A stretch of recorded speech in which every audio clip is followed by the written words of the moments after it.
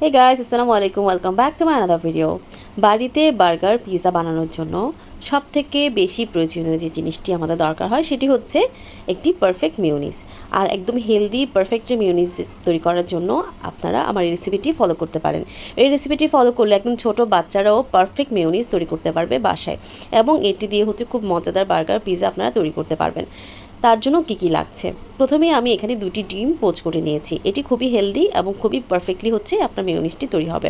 2 table চামচ এখানে গুঁড়া দুধ নিয়েছি, 2 টেবিল চামচ নিয়েছি টমেটো সস, এবং এখানে আমি 1 চামচ চিলি ফ্লেক্স ইউজ করেছি, এবং হচ্ছে হাফ চামচের মতো কালো গোলমরিচ দিব, 2 ফালি দিব লেবুর রস, 4 টেবিল চামচ দিব এখানে সাদা তেল বা রান্নার তেল, এবং 2 টেবিল চামচ এখানে আমি ইউজ করব চিনি।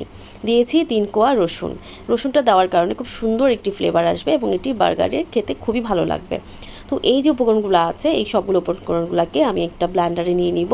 ব্লেন্ডারে দিয়ে হচ্ছে অল্প অল্প করে অফ অন করে করে এটাকে খুব সুন্দর করে ব্লেন্ড করে নিব, এবং ব্লেন্ড করা হয়ে যাওয়ার পরে দেখতে পাবেন খুবই সুন্দর একটি মিউনিস তৈরি হয়ে যাবে। এবং মিউনিসটি প্রায় হয়ে আসলে এর মধ্যে আমরা হচ্ছে 1 চামচের মতো দিয়ে দিব হচ্ছে ভিনেগারটা ইউজ করার কারণে এই যে মেয়োনিজটা আছে এটাকে আপনারা হচ্ছে নর্মাল ফ্রিজে মিনিমাম 10 থেকে 15 দিন রেখে খেতে পারবেন।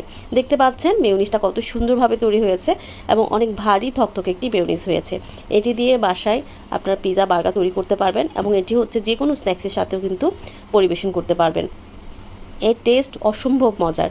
একবার বানিয়ে দেখুন, আশা করছি ভালো লাগবে।